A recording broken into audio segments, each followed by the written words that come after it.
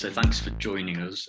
My name's Frazer and I am a playwright, and I write mainly for stage and radio. So I've been very excited to, Rob asked me to sort of come up with a workshop, which I put together with Rob and Joe's help. And the workshop today is going to be, as it says on your lovely slide, exploring the relationship between character and story.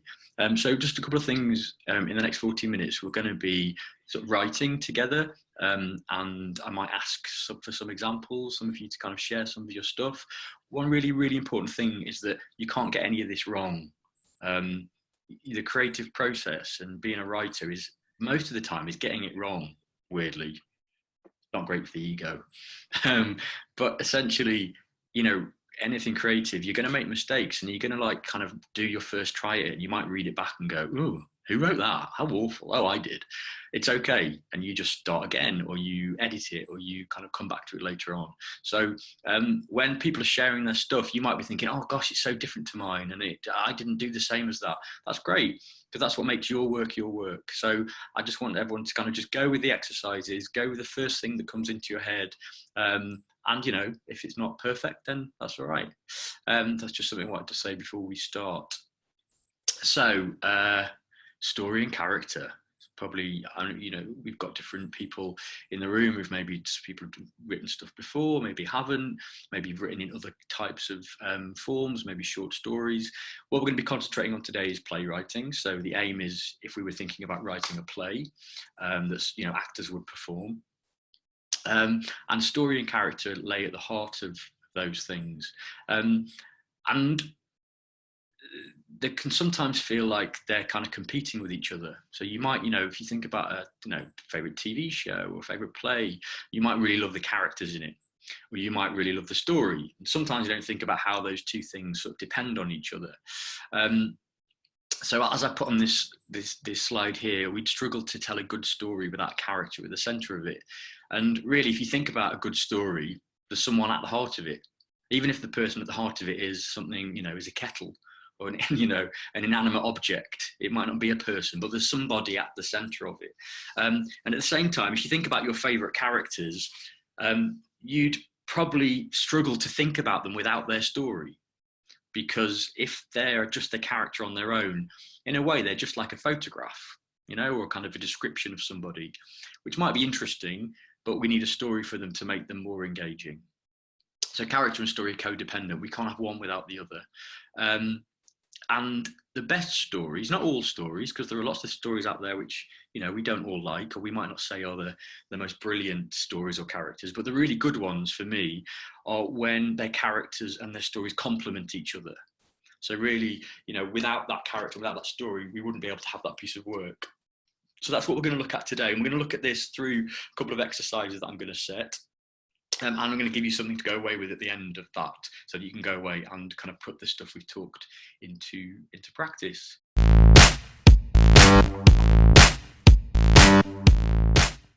This first exercise is we're going to create a character. So you're going to create a character, should I say, and you're going to come up with someone. What I'd encourage you to do is try not to base it on someone you know. I mean, that can be a really good way of working, is thinking about who you know. But we're going to imagine we're going to be really inventive today and think about things that are, you know, separate to us. So one really good way of creating, but if I just said to you now, create a character, you might kind of go, oh, what do you mean? How do I do that? That's really difficult. Giving yourself stimulus, outside stimulus, we'd think about it. So we might think of it as a prompt or a provocation, can be really useful. And they're things that I use if I'm struggling to kind of think of an idea. I might, you know, use something outside of myself. So today we're going to use music. So in a moment, Rob's going to play you a piece of music, and hopefully that will come through onto all of your Zoom speakers. Is that what they're called? We'll go with that. And you're going to have the length of the track, so the length of the piece of music, to do a bit of writing.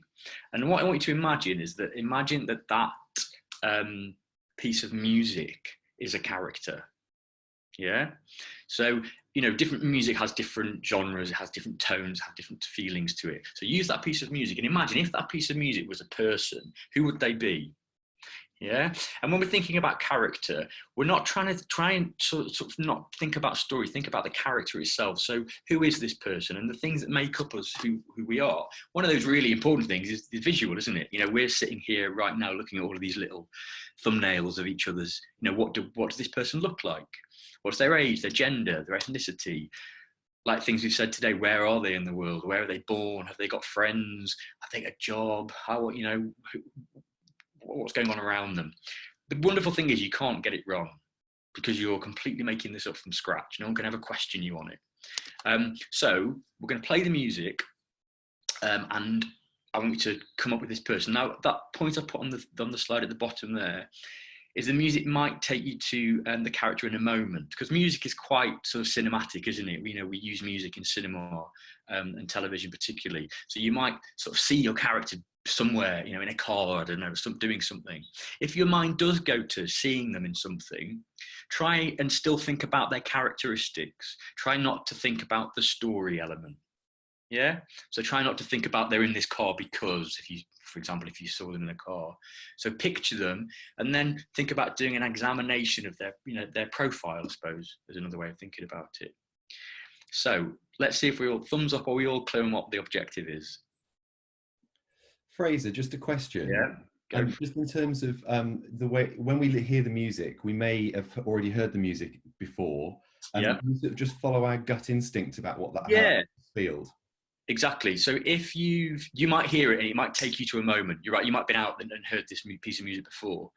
If that happens, what I do is try and take the essence of that memory. So if you kind of felt, oh, I remember this music, it was on holiday. Think about, well, who else could have been on that holiday in the same moment as me? Yeah. So try and find a way into somebody else as opposed to trying to just make it your own experience. One really, really good piece of advice on this is, when you're creating characters, if you find like you're struggling, is kind of flip some of the characteristics. So if you, for example, you know, if you identify as female and you're thinking, oh, this feels like my experience, flip it into male experience. Flip, you know, if you think, oh, I'm, you know, 12, I'm thinking, well, I'm going to choose a character that's 45. Yeah. So just push yourself into areas that maybe you wouldn't normally explore and just see what happens. Yeah. So if you're ready, Rob, let's go with the music. So we'll do the whole of the track. And what you might find is a lot of people end up writing a list, you know, a name, age, where they are in the world. We're not testing your writing. We're just testing we're having a go at creating. Yeah.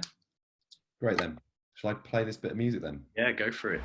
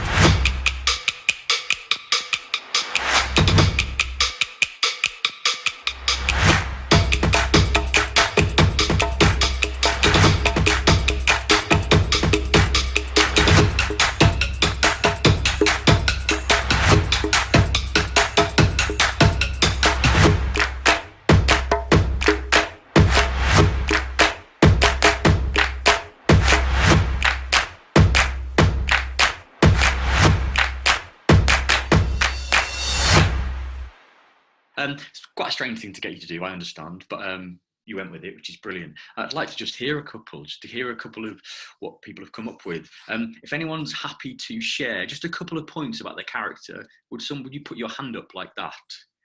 Great. The first one that shot up was Daniela. Cool. So my character, she's 17 and she's very ambitious. Like, she's really sporty. She's very energetic. However, she's born into a traditional family where females aren't, like, they're not necessarily sporty. Do you know what I mean? And she's African who lives in the UK, and she's got she's the youngest child, and she's got 6 older siblings. And her aspirations in life is to not conform to what her parents see an African sort of child to be. Because I feel like a lot of African families, especially my families, they feel like girls or females should go into the traditional job of just, like cooking, cleaning, going to nursing and stuff like that. Whereas this girl, who's 17, she's really, she wants to become a gym instructor, and she wants to sort of inspire young females into, doing their craft and specializing in what they want to do. Brilliant. Yeah. Great. Loads of stuff there. Danielle, a really fully formed person. Right, has she got a name? Yeah, Deborah. Deborah, cool. Yeah. Brilliant. Thank you, Danielle, for sharing. That's great. Thank you very much. One more. Somebody else is, who is that? Who right in front of me? I'm just going who I can see. Pearl. Pearl, great. Can we hear you? Yeah, share what you discovered. So, I don't know where it came from, but I kind of felt that sort of liberating idea like Daniela's, and but it's really not sort of near to home for me. It's a 45-year-old man called Glenn White. He's a stay-at-home dad and is trying to be progressive with his wife, and she's the sort of the breadwinner and working, and he stays at home with the kids. And he's trying to be sort of liberal and progressive, but he still sort of struggles with this idea because his mates sort of take the mickey out of him for it. And so I kind of imagined a scene when the music was playing of him. He's taken up one of his friends' offers to go to a gig by himself, and he's at this gig and it's really out of his comfort zone. He's playing sort of hectic music like the track that we just heard, and he finds it sort of liberating and freeing, and sort of feels young again, and is sort of like an inciting incident into possibly a midlife crisis or something like that. Oh, wow, great, loads. Thank you, Pearl. Thanks for sharing that. Both of you, really, really full. Loads of stuff there. Gosh, I don't think I'd have come up with that much. That's cool, because actually what's interesting, there's a similar tone to both of them, but they're both wildly different characters. Which is really interesting, isn't it? So if in your own work, even if you all, 30 people, if we went through all of them, we'd find they'd all be so different, even if there were some crossovers between the tone of the characters. That's just a thing to note, really. Okay, brilliant. Let's move on.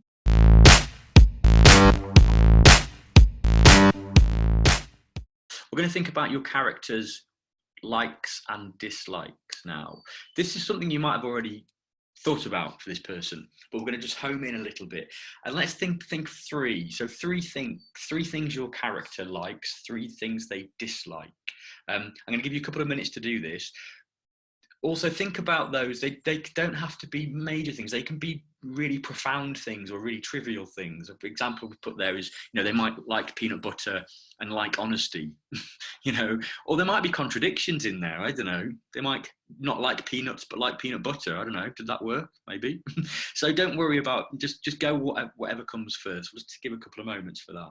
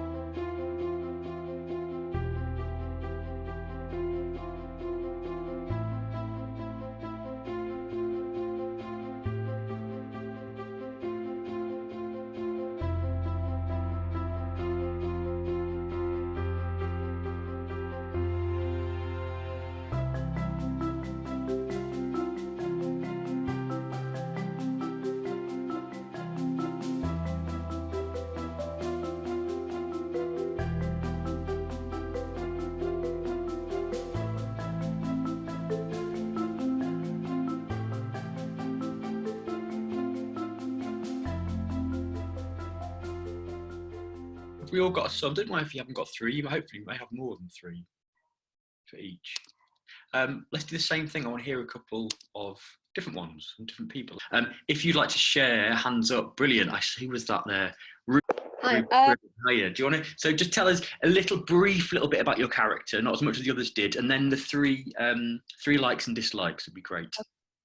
Small context, my boy, he's 16, he's white British, he's from London, and he's running away from the government for reasons he doesn't know, and his family's been taken by them. So he likes music, and that's how he gains money on the streets of like London and stuff. He does some things. He really likes anarchy because he doesn't like the government, surprisingly.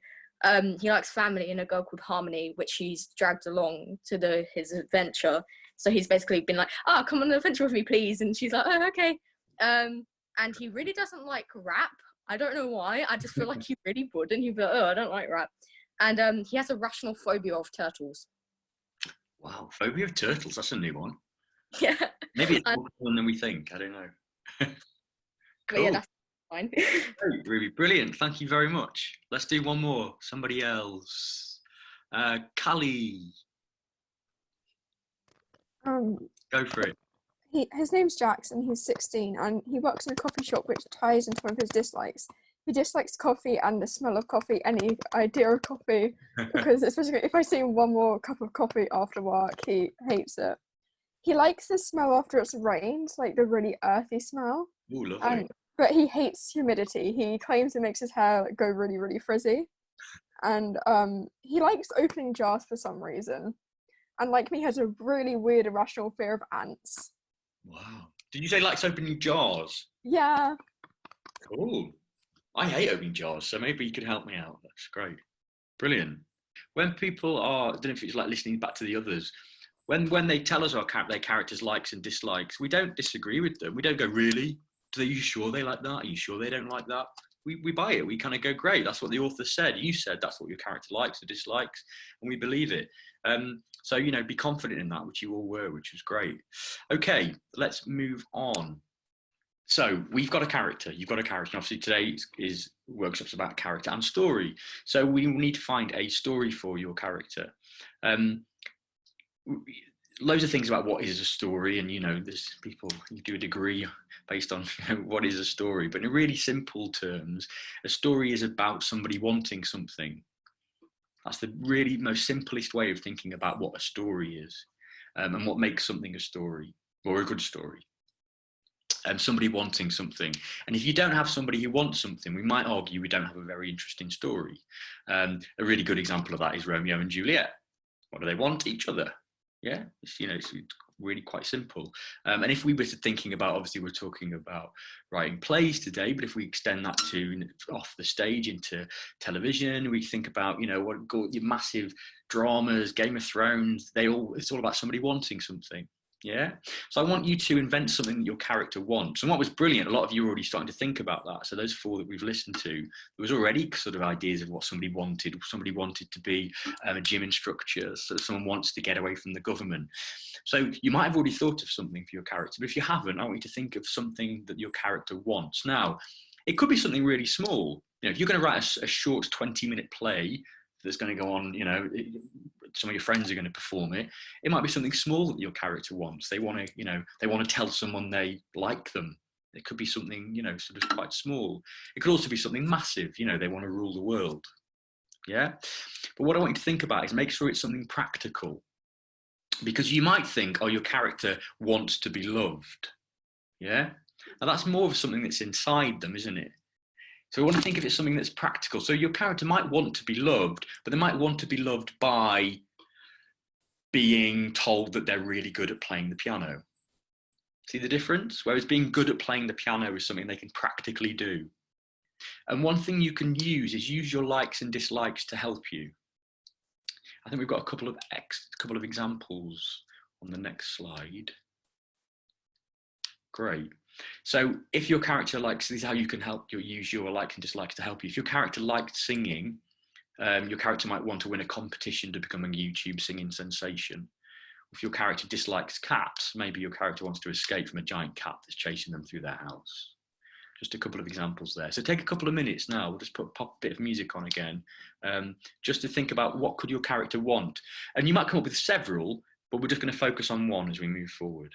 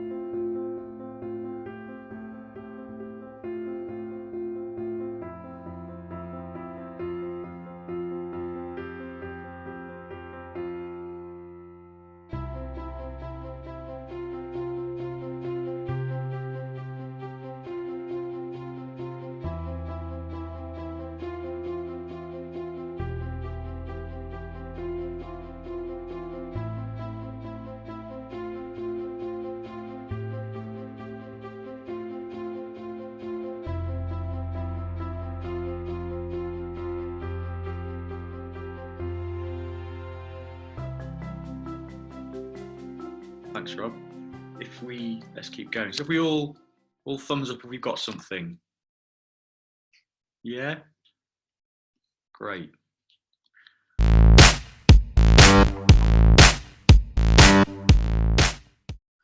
Okay, so let's go back to that point of what is a story? Story is about somebody wanting something.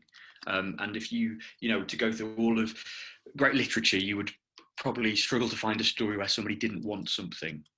Yeah, I know you can start looking out on that, looking at that in your plays and things you study. But then how does character sort of come,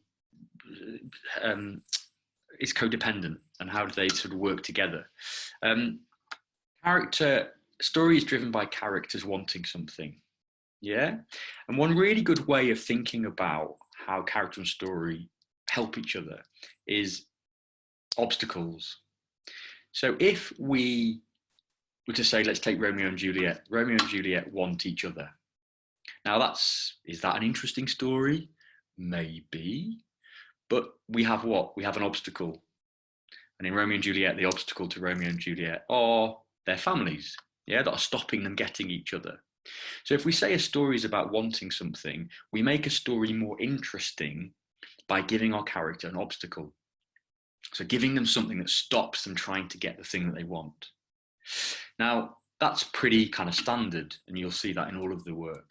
But think about how this relates to obstacles. If somebody wants something, and let's look at this picture here, we've got our character stood one side of this big rock, and the other side of that rock, if we think about that's the thing that they want. Yeah. So can we go back to Daniela? Hello. Hi, Daniela. Could you tell us what you decided one of the wants for your character, for Deborah? Yeah.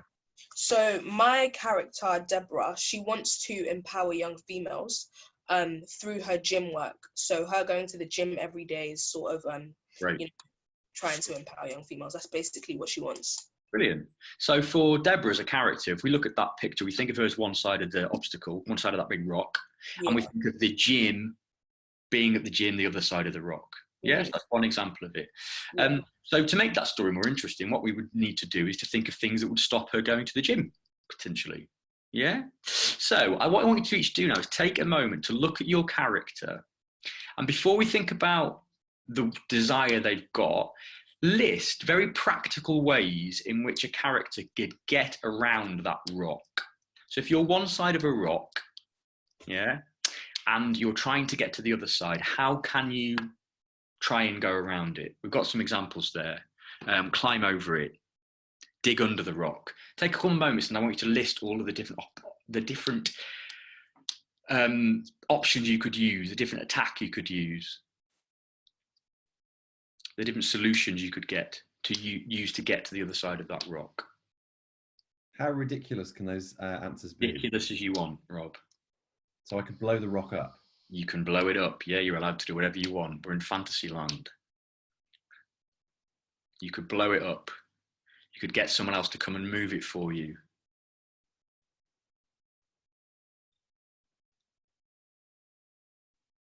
You could imagine it's not there.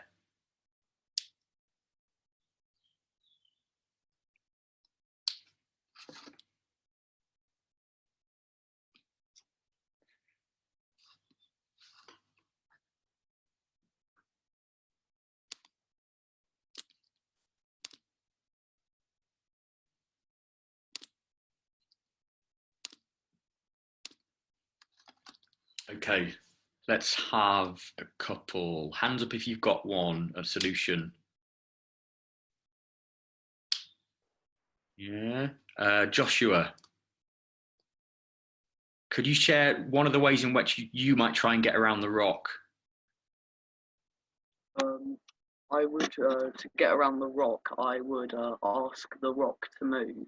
Ask the rock to move. If he says no, we'll have to take extreme precautions. Extreme precautions, great. So if we were to say, take Joshua right now as a character, right, regardless of knowing what was the other side of the rock, what would we think of Joshua if he asked the rock to move? What, remind what it was, ask the rock to? I'm going to ask the rock to move around so he can get through. Great, you're going to ask the rock to move. Anyone got any thoughts of what they'd think about Joshua? What do you think about him? Because that's his approach. Ruby? I think asking a rock to move is a bit odd. Okay, right. Alive, but I mean, maybe they are in his world. Okay, so would we maybe agree that Joshua is taking a out of the ordinary approach? Yes. Yeah, great. Interesting. Any other thoughts about Joshua, or if Joshua a character? Who's that at the top? The name's on there. Millie, is it Millie? Millie, what would you think? Yes, I think that's quite like a bold move to do. Like, I think you wouldn't normally ask something to move. You either like climb over it or get over it yourself. So I think asking something to move, it kind of puts, like, I don't know, like it's a bit of an odd one. Like I would never. It's unusual, isn't it? Yeah, it's quite unusual. Great. Great. Okay, let's take a new one. Someone who's got a different solution to the rock. Someone else has got a solution. Hand up. Reese. I would use the ways of witchcraft and cast a spell that allows me to walk through the rock. Wow. Okay. So what does this tell us about Reese as a character? Anyone got any thoughts on Reese? I can say what it certainly tells me about him. He believes in witchcraft, right? He is maybe in a world, the story that he's in is in a world that is based on maybe some kind of supernatural elements. It's kind of in a heightened world. Yeah? Any other thoughts on Reese? Someone's got any thoughts on what we think about him? Daniela, what do you think about Reese? I would think that Reese is some like omnipotent figure who can get in contact with like spirits and sort of witches. Right. Yeah. Brilliant. Okay, now we could go on through all of these for ages, and it's a really fun game. You can go thinking about all the different ways in which we can get around a rock. Frazer, that Arwen said, sorry, Georgia said that they would get a crane to come and pick it up and move it. Brilliant. Okay, so Georgia's got a crane to come and pick it and move the rock. What do we think about Georgia? Any thoughts? Anyone got a hand up? Yeah, Olivia. Olivia, brilliant. And that she's like quite like brainy and like she wants to try and figure out the way that would definitely work. Great. She's brainy. She wants to think of a really practical way. Also, it sort of tells me that maybe she knows someone who's got a crane. In a really practical sense, doesn't it? That she's kind of got this, these resources that she can use to go and get someone to come and help her immediately. Great. So, what's the kind of point in this? Is the way in which somebody tries to get what they want tells us who they are. Yeah? Because if we have a character stood one side of the rock, all we really have is a character profile. We can say, well, this person likes this, they like this, they're this kind of person, they're a nice person, they're a bad person. We can list all of these things. But really, only by seeing someone trying to get something do we sort of learn who they are. Yeah?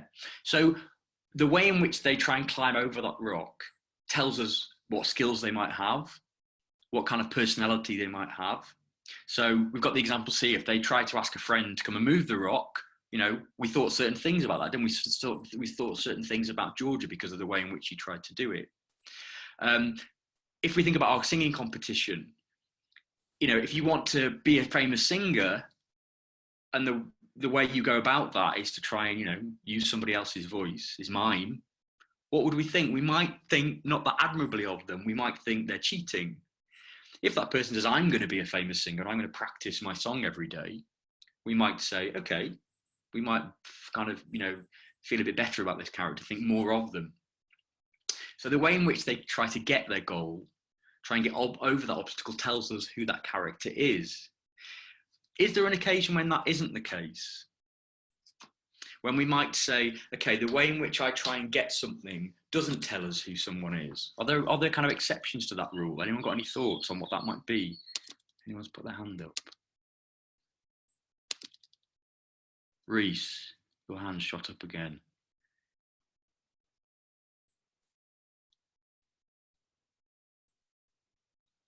Hello? There we are. I think if in the specific situation they're in, there is only one set way to achieve that goal. For example, if they wanted to get a certain job, they would have to take a certain career path to get there. Brilliant. Okay, so it could be that that's not showing us who they are. It's showing us because they're forced to take that approach. Yeah. Yeah. So what you're really talking about, if we dig away at that, excuse the pun, but dig away at what that is, actually the only time that's not true is if we say what someone's trying to get tells us who they are, is if they're lying.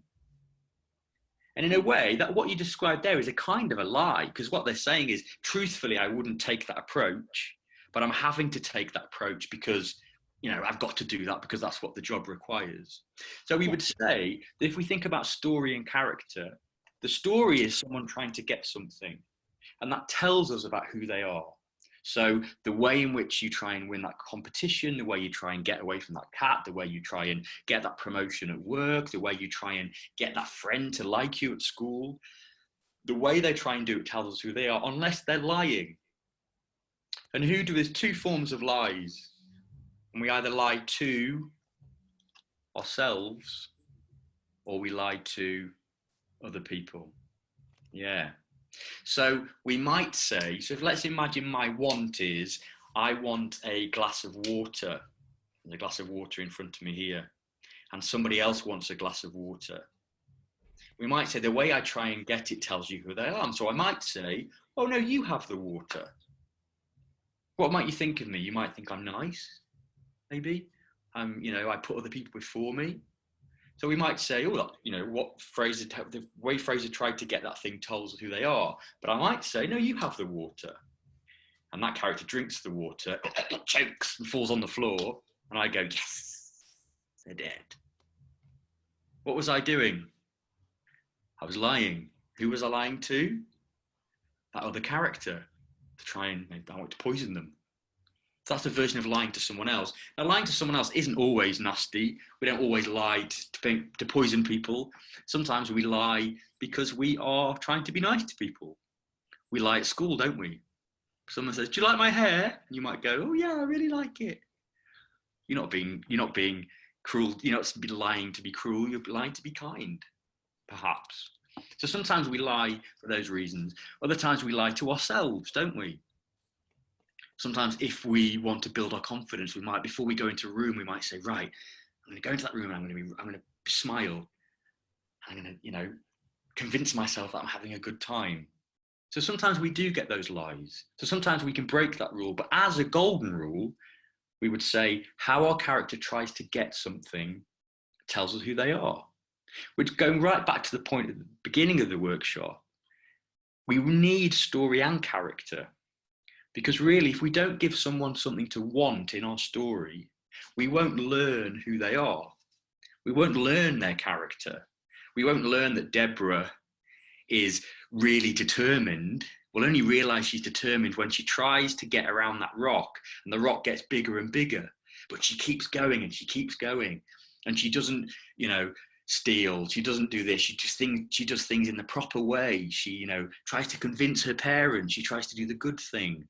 We then learn through the story who Deborah is. Yeah. And likewise, we can't have a story if we don't have someone going around that rock.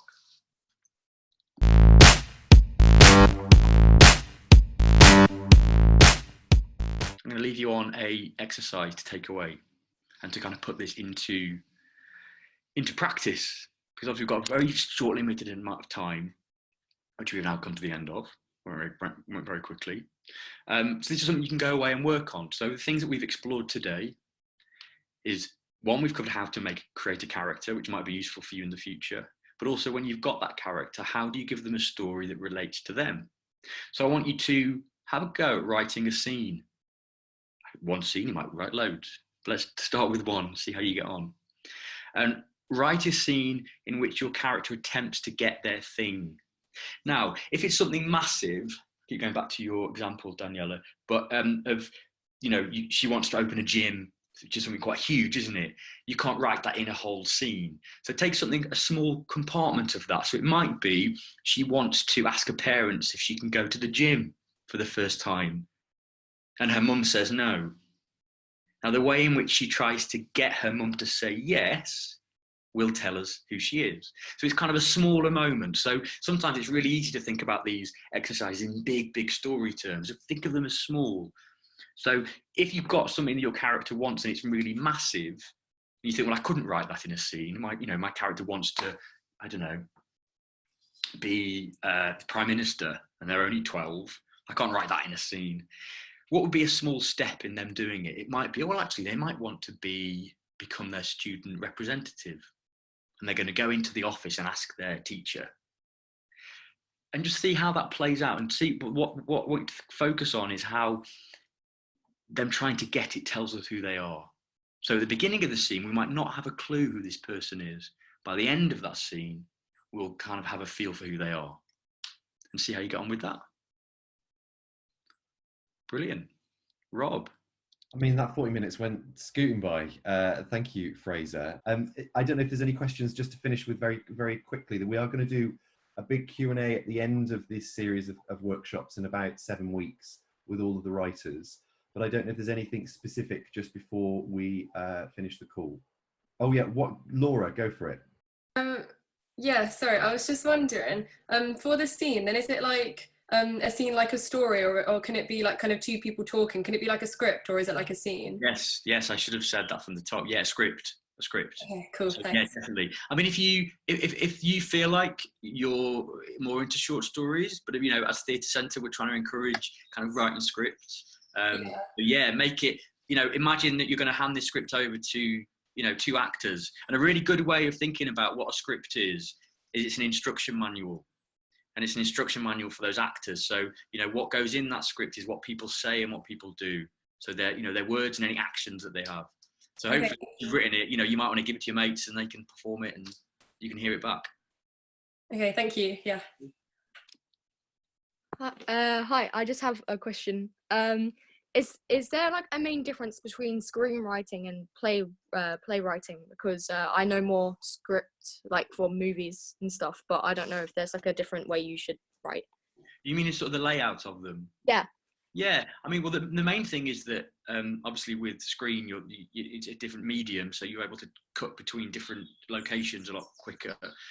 But in terms of what it looks like on the page, not really. Going back to that point of it being an instruction manual, the main things you want on there is the character names, what they say, and any action. Don't really overcomplicate it. I mean, it's a lot not easier. It's a more stripped back version for stage. Yeah. But thank you very much for today. Have yourself a great afternoon. See you soon. Thank you very much. Thank you. Bye.